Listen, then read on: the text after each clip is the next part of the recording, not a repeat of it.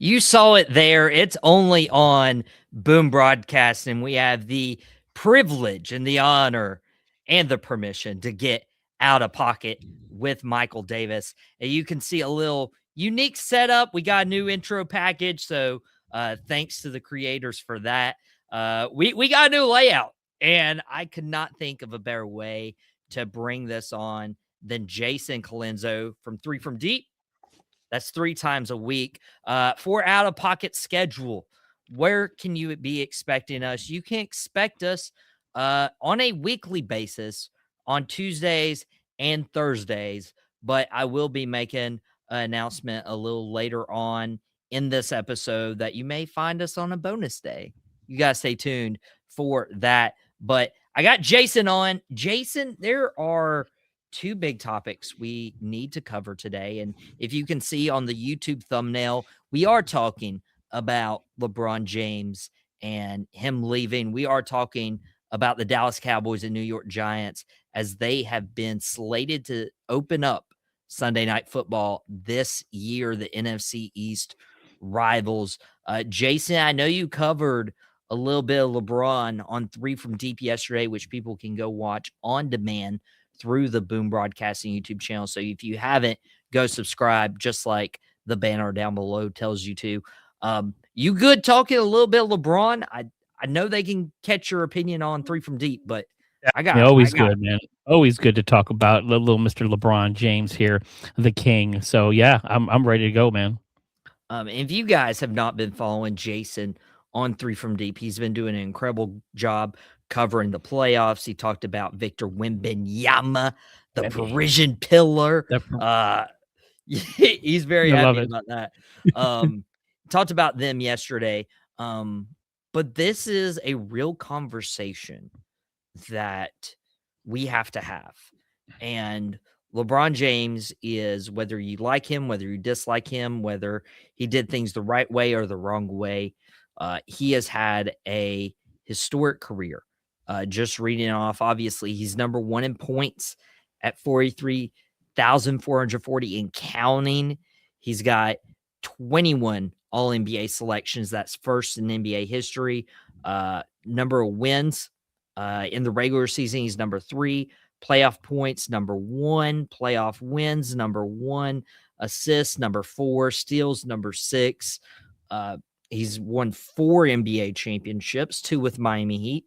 He's been MVP of the NBA 4 times, and every ring he's won the Finals MVP. He, whether you like him or not, is a historic player, and he just wrapped up season 23. And obviously, he wears 23. The number that Michael Jordan made famous, and we can go into a Jordan LeBron debate, but that's not where I want to take this today. Jason, we have more miles in the rearview mirror when it comes to LeBron's career than we have ahead in the windshield, but this may in all reality be the very end of the road for LeBron James and his career. But my question to you is, what does the sweep of the Oklahoma City Thunder, the defending champions, the number 1 seed, does a sweep impact what LeBron's decision might be? No, I don't think so at all. LeBron James has been doing this for a very long time.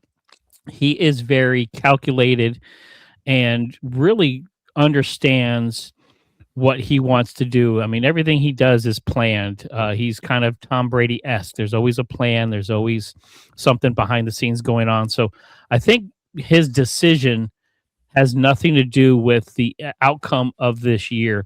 I think there's some things that are going to really impact what he does next year, and that's why this is going to be a very, very interesting offseason for LeBron James.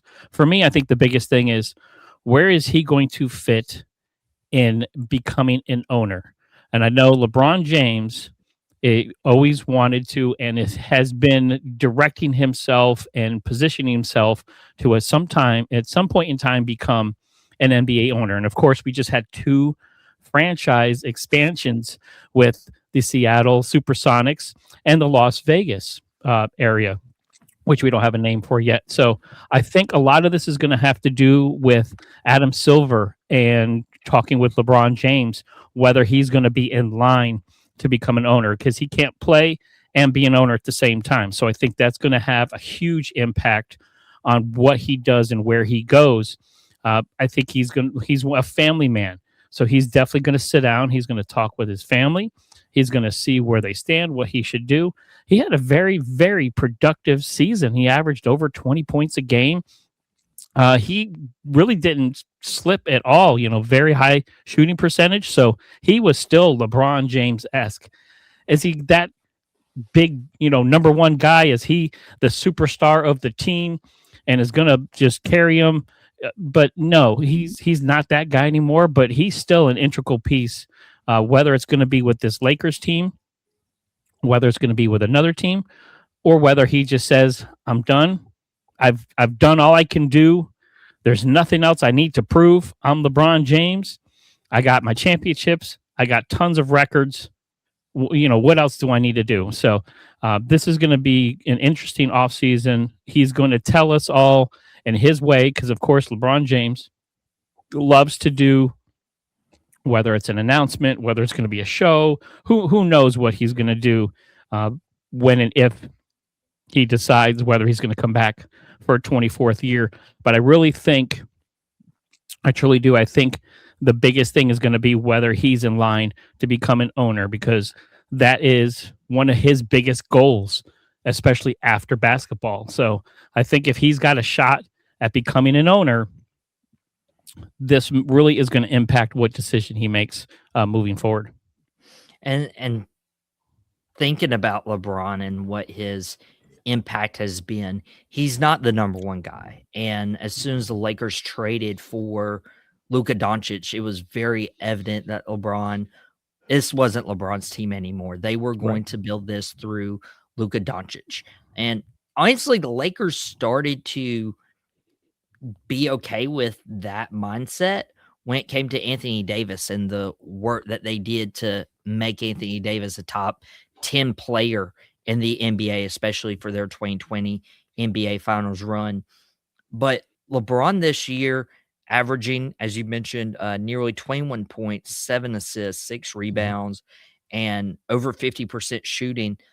He really matched that over the 10 playoff games that he played, and particularly like game 1 against Oklahoma City Thunder, where he had 27 points, 6 assists, 4 rebounds, and was shooting over 70% from the floor. Part of me was like, why did he not go all in, and why did he not take over in where his hands are on the knees and he's looking up at the camera? I mean, why didn't we get that version of LeBron? And if it's not with the Lakers, because Luka Doncic wants to keep Austin Reeves, he's very vocal about that.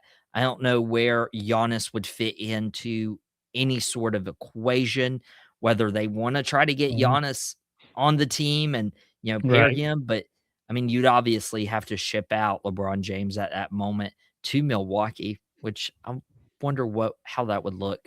No, well, he's a free agent now, so I mean, there's a sign and trade though. Yeah, you can do the sign and trade, but that's a lot of draft capital or a lot of money to spend. So you talk about salary cap implications there. I don't see Giannis in the picture for LA.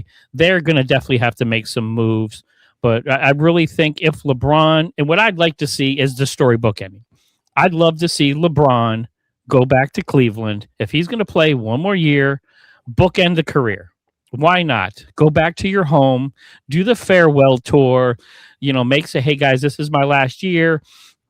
get the gifts, so every, visiting stadium you go to, you're going to get the rocking chair and all the retirement gifts. I mean, if you're going to do it, go all out, LeBron. Let's do it. Finish it full circle, back at Cleveland, back at home, where you started your career over 23 years ago. Why not, if you're going to do it? I don't see him staying with LA. They need too much. And I think he knows that. He got to play with this. I mean, all his dreams have come true. He's won championships.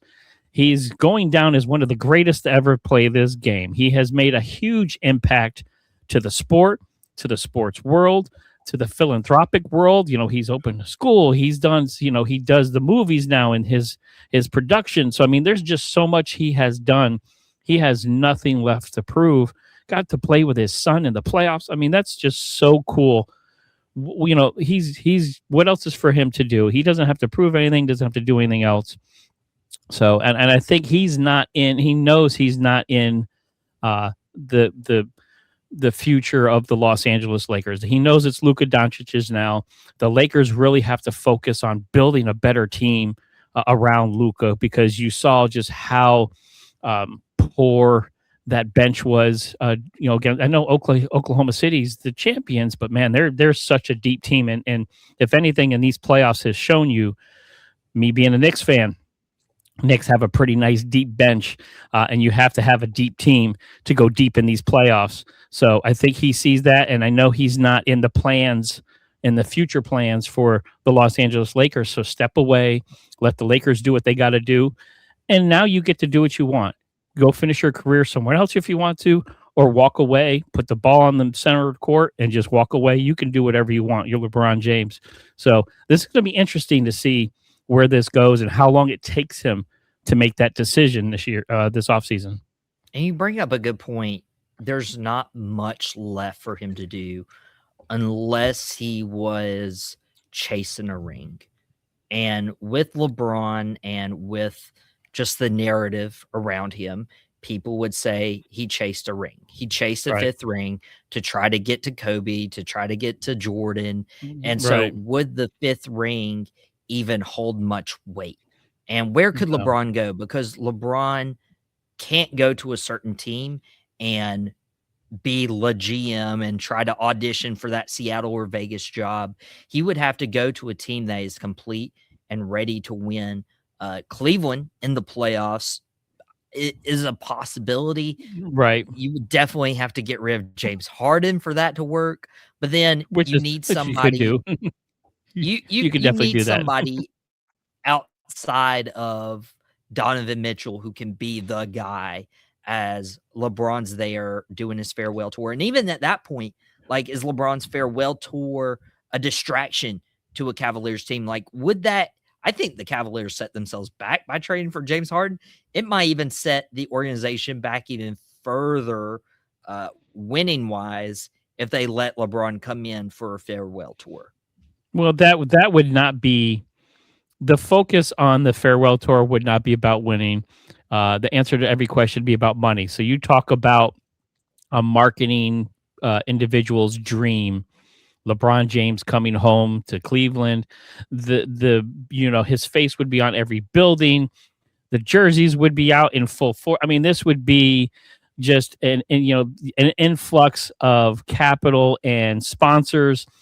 Every game, no matter if it's home or away, would be sold out. So if he said, I'm doing the farewell, every team would benefit from the LeBron James farewell tour. So I don't know if it would be so much as a focus on winning.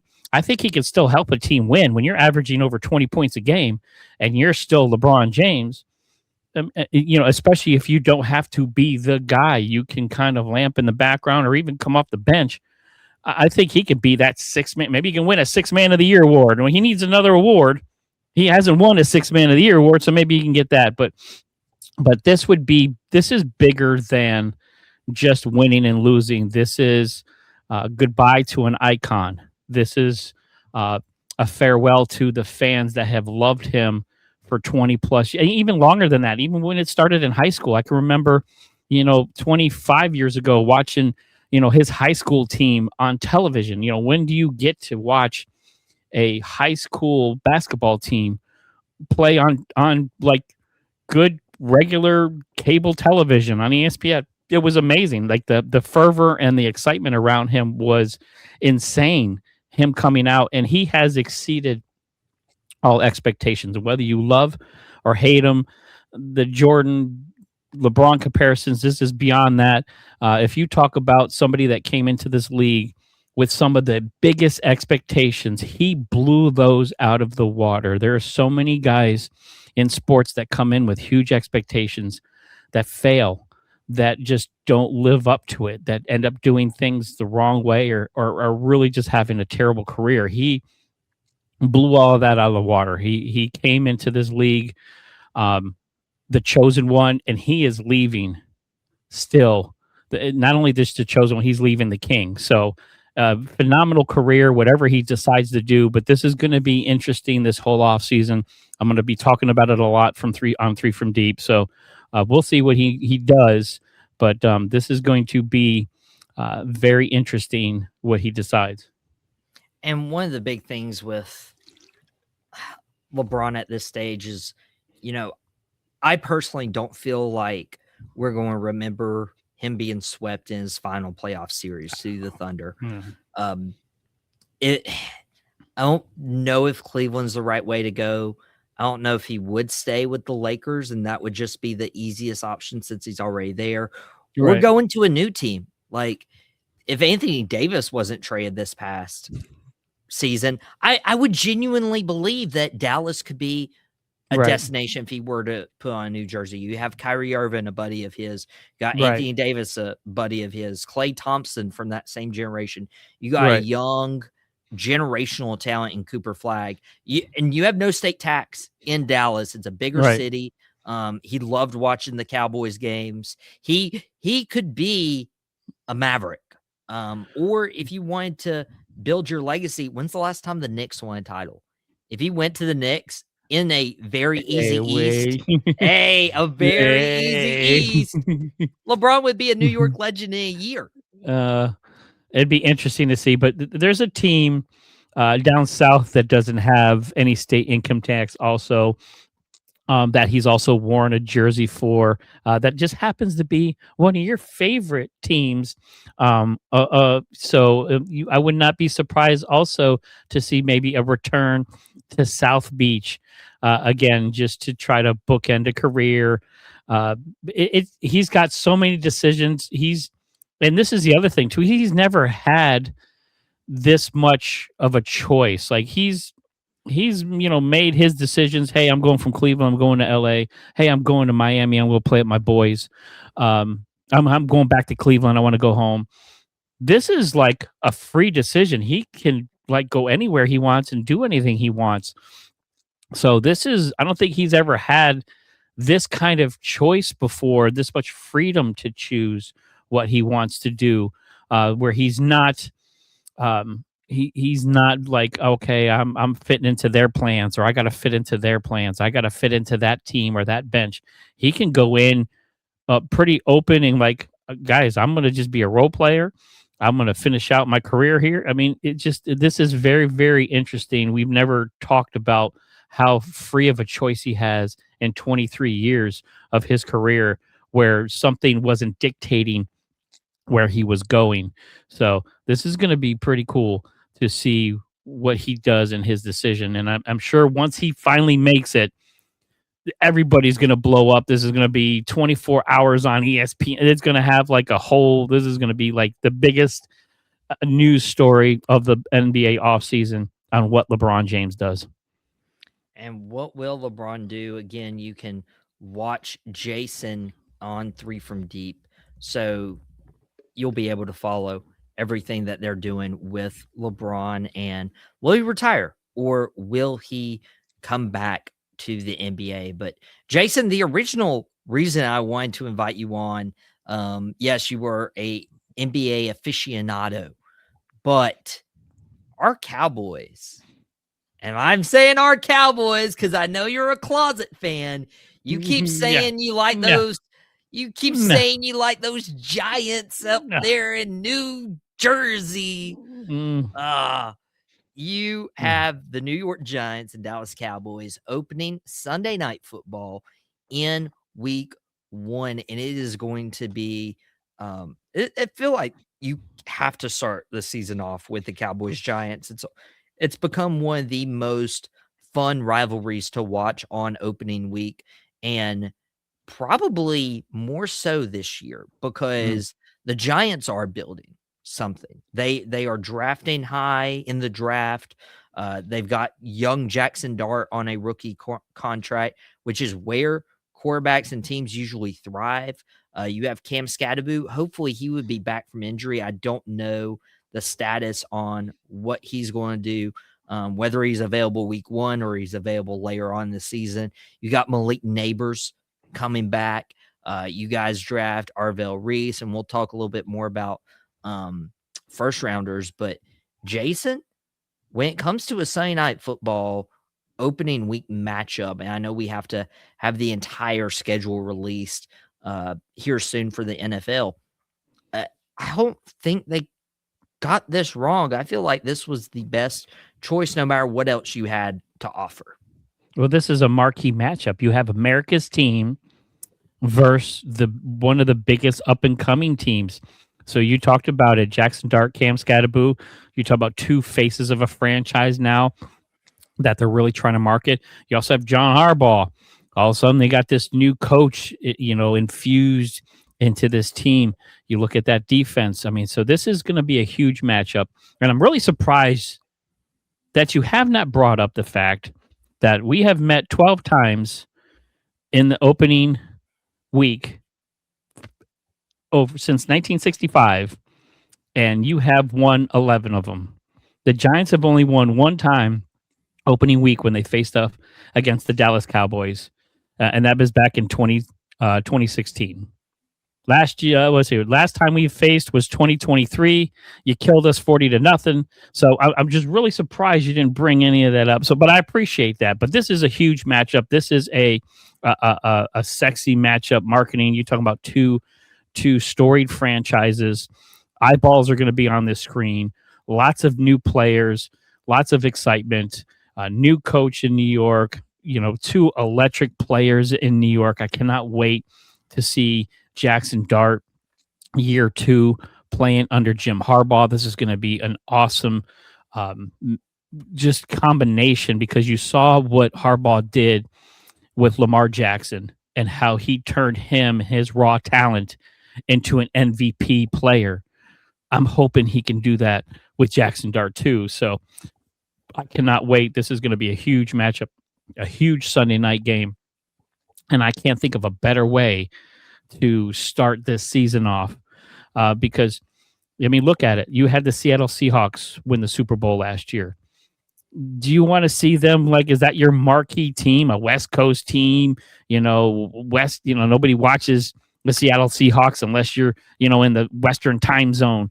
So you've got two huge franchises, two NFC East beasts, two teams on the rise, coming head to head. I cannot wait. This is going to be so exciting. I'm stoked for football already, and it's only May. So I cannot wait. The closer we get, the more this is going to build into something really, really special. And one point I want to bring up is John Harbaugh is the head coach of the New York Giants. You alluded to it, but a very underrated signing nobody is talking about is Isaiah Likely, the tight end from the Baltimore Ravens. Yep. John Harbaugh has his tight end who couldn't necessarily get away from the depth chart of Mark Andrews and just that veteran presence. But there's a reason John Harbaugh was like, yeah, I'd like him on my new team. Could we see a universe where Malik Neighbors is not the number one target and getting double teamed, but could this be the breakout year for an Isaiah Likely? Well, he definitely has the talent. He has those games where all of a sudden he catches 2 or 3 touchdowns. You're like, this guy's amazing. And then he kind of disappears. This is going to be interesting because they spent some draft capital on Theo Johnson too, who is not a slouch tight end. So you're going to see a lot of great two tight end sets, but there's no way Malik Neighbors is not going to be the centerpiece of that wide receiver core. I love the pickup of Darnell Mooney. I think you add a veteran presence there, a guy you can kind of move around and play some different wide receiver positions. But I am super stoked about the drafting of Malachi Fields out of Notre Dame. I think you talk about a 1-2 punch, a guy that can kind of catch some crazy balls. I think Jackson Dart and the way he can kind of move in the pocket, as long as Harbaugh can kind of control Jackson and what he does, he's going to have some amazing weapons. So, and I cannot wait. They also, picked up Calvin Austin. So, I mean, they've got wide receivers, but Malik Neighbors is the number one receiver and will be the number one receiver. He is an absolute stud, but he doesn't have to do it all by himself now. He's got guys around him. He's got two stud tight ends now with Johnson and Likely that are going to be playing that position. So this is going to be a fun offense to watch. And then you throw Cam Scattaboo in the back. You still have Tyrone Tracy Jr. You got Thunder and Lightning there. You got two, big back, bruiser back. You got the smaller back, a little quicker. So this is going to be a really fun, dynamic offense. I'm really curious to see how they're going to use these guys, especially getting Malik Neighbors free down the field.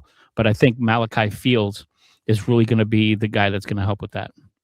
And one of the things is 2 years ago, they had nobody. Like, they had none of these guys and didn't have John Harbaugh. But one of the good things for me is going into this Cowboys-Giants matchup, the Giants offense is remodeled, and it might take them a little bit of time to gel, but the same for the Dallas Cowboys with new defensive coordinator Christian Parker coming from the Philadelphia Eagles.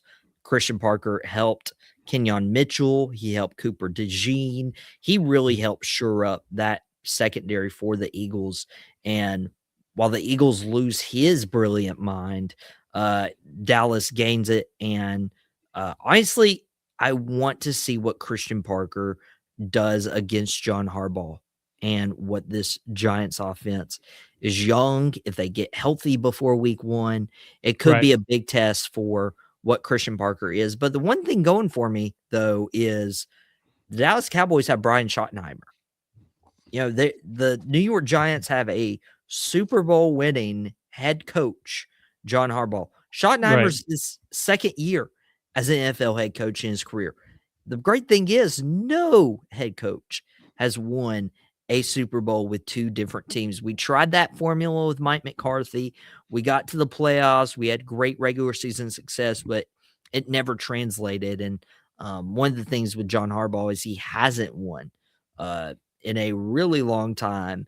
They had Joe Flacco as their quarterback. And while Joe Flacco could still play in the NFL today, and he might very well play a snap in the NFL this year. Right.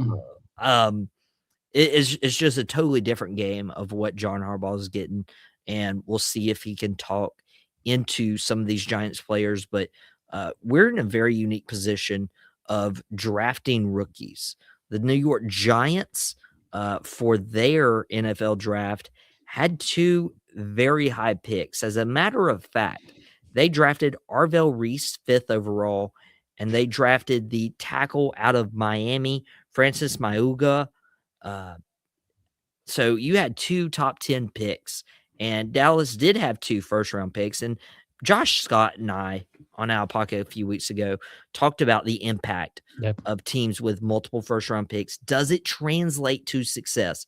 And Jason, I'm here to ask you, putting your unbiased cap on, if you will, what set of rookies are going to make the most impact? Is it the winning and losing in the trenches with the New York Giants, getting an offensive lineman, getting a pass rusher, or is it going to be the Dallas Cowboys with Malachi Lawrence, a very raw, talented pass rusher from Central Florida, and perhaps I would go as far as say probably the best player in this draft class, Caleb Well, Downs. I look at it this way. I got to go with my New York Giants, of course, because to me, their offensive line historically has always been bad. Look, in 2024, they were 30th.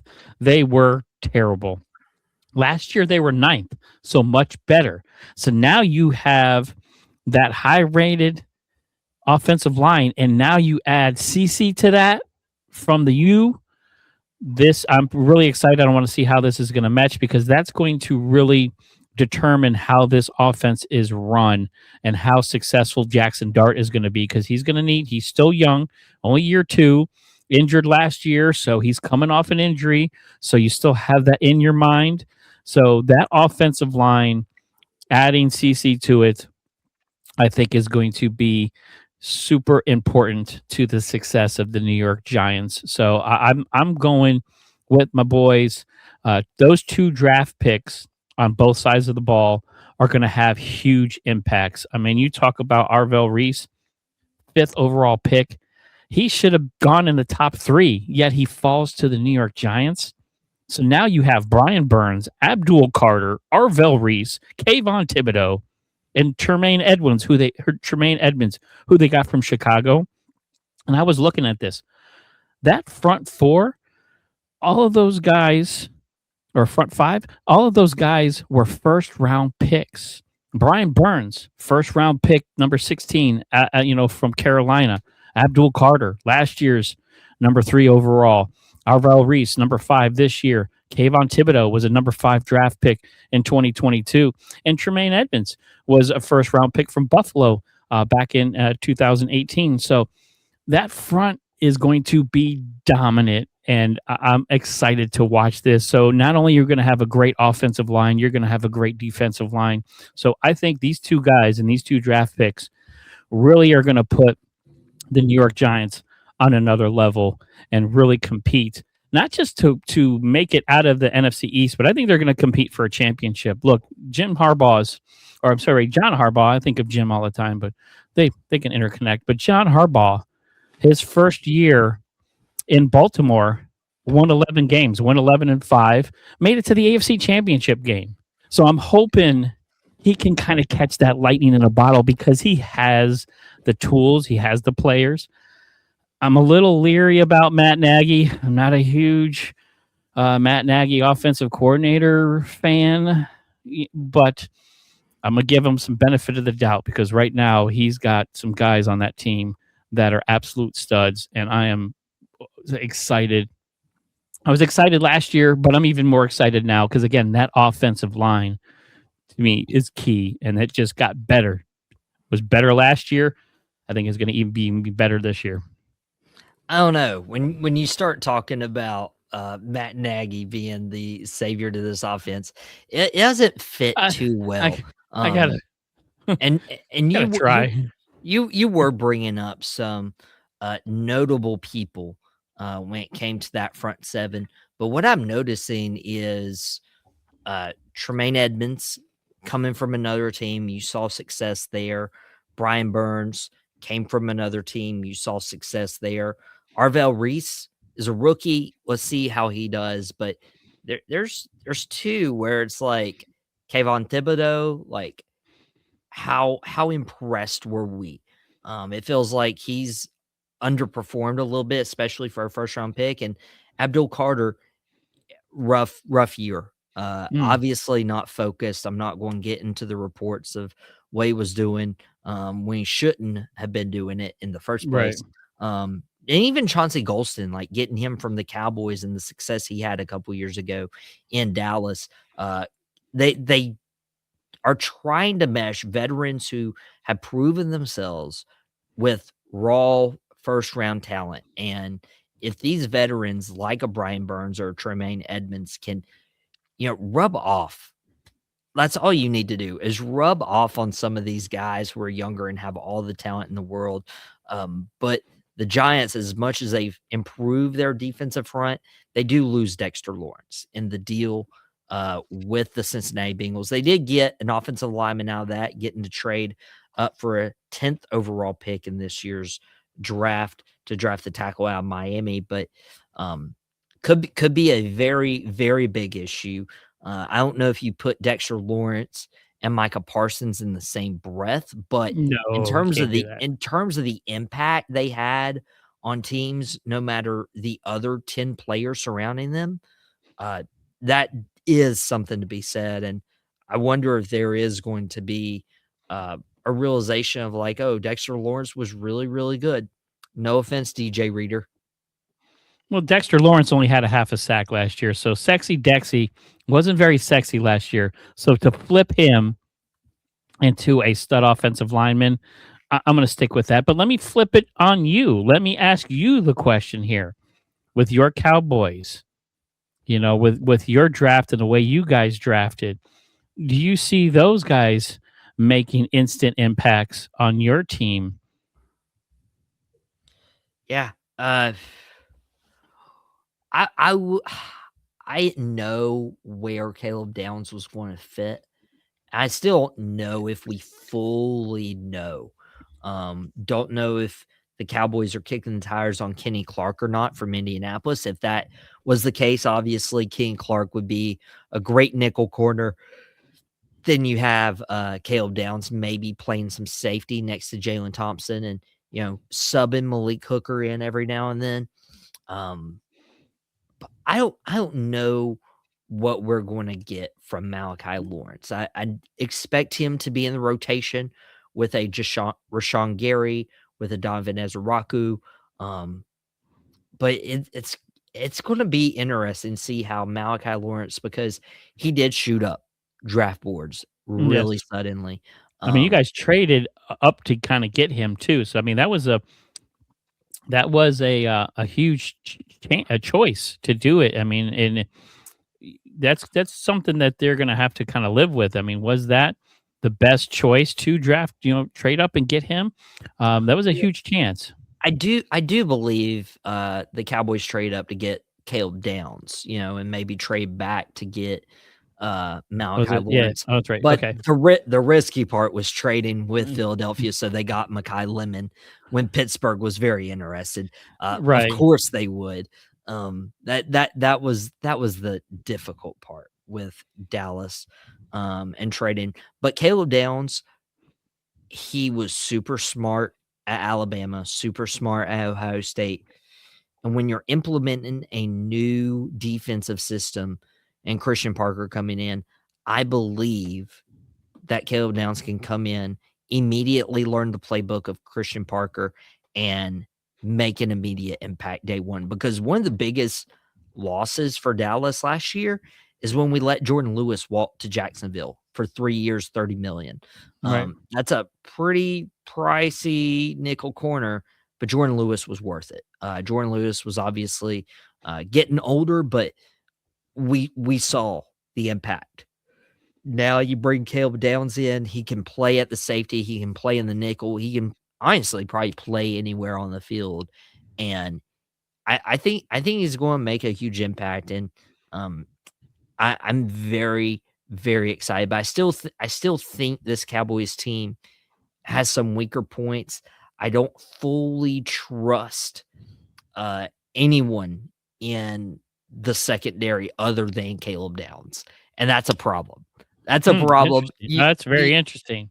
The only person I trust in that secondary is Caleb Downs because Deron Bland's always hurt. Siobhan Revel coming back from injury. Kalen Carson has underperformed. Devin Moore is a rookie, fourth-round pick. He might get some playing time. I do like the signing of Kobe Durant. I do like the signing of Jalen Thompson, but how do they fit in this system? And even going as far as the linebackers, like, do I trust DeMarvion Overshown to stay healthy? Do I trust D. Winters to step up if he isn't? Shamar James, Maris Leofau. I mean, there's probably two players I adamantly trust with my life on that defense, and that's Quentin Williams and Caleb Downs. I mean, Caleb Downs was real high on a lot of draft boards. I know in a lot of mock drafts, they actually had him going to the Giants. I mean, he scored really, really well on a lot of people's boards. And he was, in some places, he was one of the best, or if not the best player in the whole draft. So for you guys, for him to land to you was a huge pickup. But of course, defense gets you to championships and wins, but that offense. So, how are you feeling with Mr. Dak Prescott? And you got Pickens. He just signed his little deal. So, you got him for one more year. So, where are you feeling on this Cowboys offense? I love the offense. I've no concerns. Dak Prescott played up to an MVP level last year. Didn't get considered because of how bad this defense was. So yeah, I would have I would have loved to see this offense with a middle of the pack defense last year. George Pickens going to ball out, try to get that contract. CeeDee Lamb, one of the best receivers in the league. Can Javonte stay healthy? Can Javonte build? And can Jay and Blue actually step up and find a role in this offense Right. as a change of pace Yeah, I back? was Can we get wondering a about that. He was touted when you guys picked him up last year, but didn't look like they used him a lot or used him like they should have. I think mentally he wasn't as mature. I think he needed to be more mature and actually take the job seriously. And Brian Schottenheimer's been quoted in that. And you don't want your head coach to be like, yeah, this guy's got to be more mature so that he can play. Nothing's handed out in this league. Right. But man, the only other question mark is the offensive line, what it looks like for Tyler Smith, Tyler Guyton. Does TJ Bass actually step up if Guyton can't play up to his level? Can Drew Shelton be a potential guy? I believe he was a 4th-round pick as well. Could he beat Guyton or steal out for one of these starting tackle positions? But I honestly, the Cowboys are not a weak link on offense. It's only going to be on the defensive side. But I mean, Jason, your team is, rebuilt some of that offense. You get John Harbaugh. John Harbaugh does like his defense. Right. The Ravens defenses were known for their play in Harbaugh's tenure, except for the last couple years. And obviously that was a sign of a direction that Baltimore needed to go Right. differently there. But where are the Giants weak? I mean, I still have questions about that secondary, Paulson Adebo. I know they just picked up Colton Hood in the draft too, so we'll see what he does as a rookie. Really worried about that. That secondary, I think, is kind of our biggest question mark because we definitely have the talent. Those front guys, linebackers, I think we have so much talent there. If Harbaugh can just get those guys to really focus and channel their inner Lawrence Taylor, we can get some of that, big blue wrecking crew back. But secondary, shutting guys down, get some, the shutdown corners. We really need to. I think that's going to be the biggest question mark I have there. The offensive line, I think we just improved there, and I'm so excited about that offensive line because just coming off a better year. But yeah, corners, your safeties. I think really that secondary is going to impact what happens in the game because you got to remember you're going against the Dallas Cowboys who have 2 stud wide receivers and a Hall of Fame quarterback. You're going against the Philadelphia Eagles. It's the Eagles.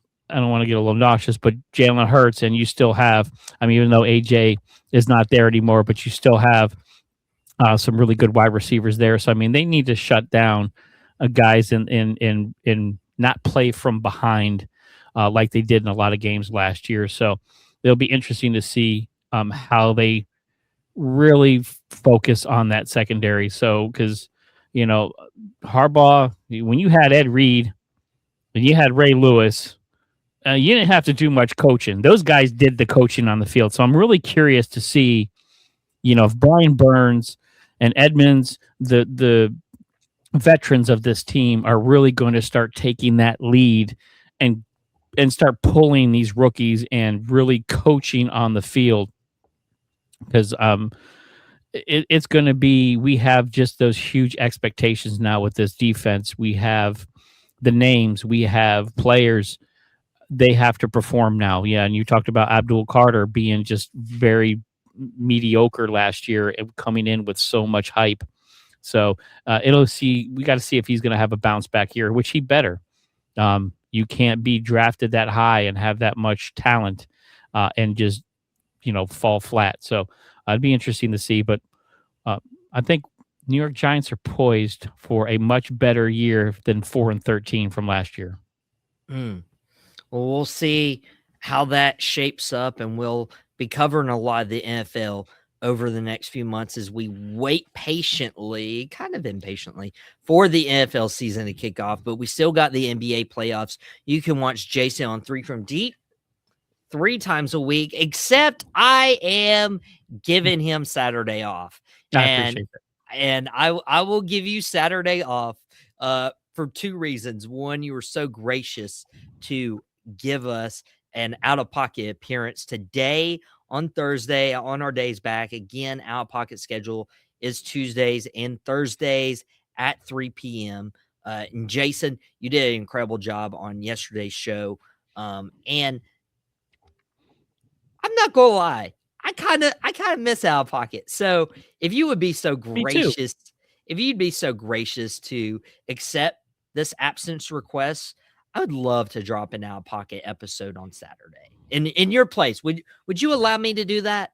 Oh, well, of course. You can, all yours. Take it. I'll I take miss it. out I'll take it. missing out of pocket too, man. It's great to have you back on here, man.